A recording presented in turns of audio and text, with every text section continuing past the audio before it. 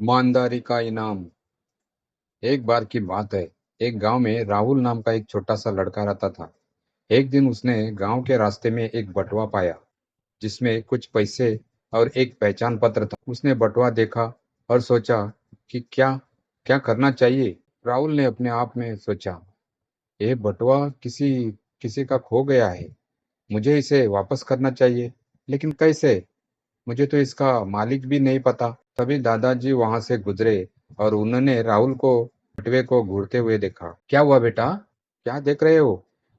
दादाजी, मुझे ये बटुआ मिला है, जिसमें पैसे और एक पहचान पत्र है।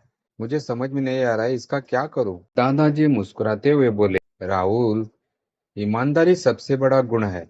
अगर तुम इसे वापस कर दोगे तो ये तुम्हारे लिए और भी अच्छा होगा। पहचान पत्र पर नाम और पता देखो और बटुआ उसके मालिक को वापस कर दो। राहुल ने पहचान पत्र देखा और मालिक का पता ढूंढा। उसने बटुए को उसके मालिक तक पहुंचाया। मालिक ने उसकी ईमानदारी को देखकर उसे आशीर्वाद दिया और एक छोटा सा इनाम भी दिया। तुमने मुझे मेरा बटुआ लौटाकर बहुत बड़ा काम किया है। इस ईमानदारी के लिए मैं तुम्हें धन्यवाद करता हूँ। यह तुम्हारे लिए इनाम है। राहुल बहुत खुश हुआ और उसे इस घटना से सीख मिली कि ईमानदारी हमेशा लाभदायक होती है। अब मैं समझ गया कि ईमानदारी का असली इनाम क्या होता है। बटुआ लौटाने के बाद राहुल का गांव में सभी के बीच आदर और प्रतिष्ठा बन गई। अब लोग उसे एक ईमानदार और सच्चे चरित्र वाले लड़के के रूप में देखने लगे। कुछ दिनों बाद गांव में एक मेले का आयोजन हुआ और राहुल के दादाजी ने उसे साथ चलने के लिए कहा। चलो राहुल, मेला देखते हैं। वहाँ बहुत कुछ सीखने को मिलेगा और मजा भी आएगा। मेले में कई दुकानें थी, कुछ खिलौने की, कुछ मिठाइयों की और कुछ कपड़े। राहुल बहुत उत्साहित था और हर चीज को ध्यान से देख रहा था। अचानक उसकी नजर एक बूढ़े व्यक्ति पर पड़ी, जो एक छोटी सी दुकान चला रहा था, लेकिन किसी कारण से परेशान लग रहा था। राहुल ने सोचा कि शायद वह बूढ़े आदमी की परेशानी में कुछ मदद कर सके। वह उसके पास गया। दादाजी, क्या आप ठीक हैं? आप कुछ चिंतित लग रहे हैं। बूढ़े व्यक्ति ने राहुल को देखकर मुस्कुराने की कोशिश की, पर उसकी आंखों में चिंता साफ झलक रही थी। बेटा, मेरी दुकान में कुछ पैसे गिर गए थे और अब मुझे वो नहीं मिल रहे हैं। शायद किसी ने उठा लिया है। ये पैसे मेरे लिए बहुत जरूरी थे। राहुल ने आसपास के लोगों से पूछा, लेकिन किसी ने भी पैसे नहीं देखे थे। राहुल को अचानक विचार आया। उसने अपने पास के इनाम के पैसे बूढ़े व्यक्ति को देने का सोचा। उसने पैसे बूढ़े व्यक्ति को दे दिए और कहा, दादाजी, ये पैसे रख लीजिए। आप इन पैसों से कुछ अपनी दुकान संभाल सकते हैं। बूढ़े व्यक्ति की आंखों में खुशी के आंसू आ गए और उसने राहुल को दिल से आशीर्वाद दिया। बेटा, तुम सचमुच बहुत नेक हो। भगवान तुम्हें हमेशा खुश रखे। तुम्हारे माता पिता ने तुम्हें अच्छे संस्कार दिए। राहुल के चेहरे पर मुस्कान आ गई।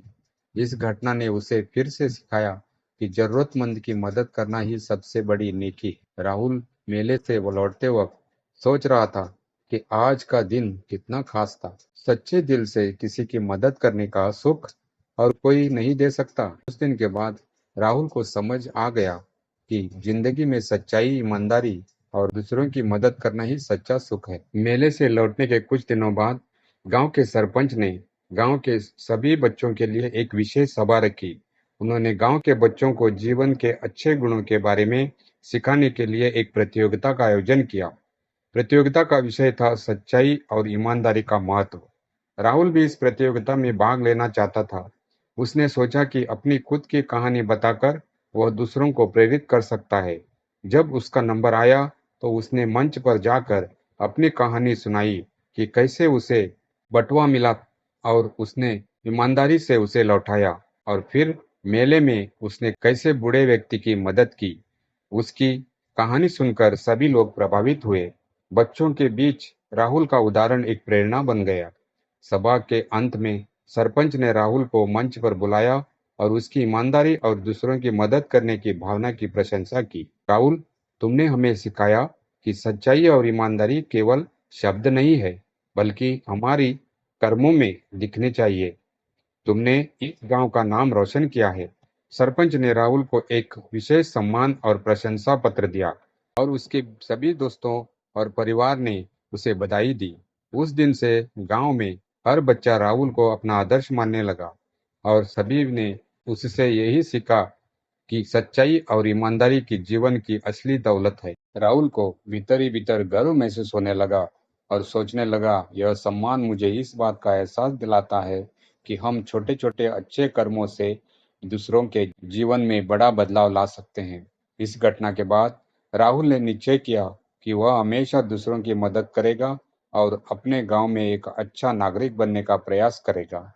धीरे-धीरे राहुल की ये बातें पूरे गांव में एक नई चेतना फैलाने लगी और सभी लोगों में एक दूसरे के प्रति सहयोग, सच्चाई और ईमानदारी का भाव जागृत होने लगा। दोस्तों, ये कहानी आपको कैसी लगी? कमेंट कीजिए और वीडियो को लाइक और चैनल को सब्सक्राइब कीजिए। धन्यवाद।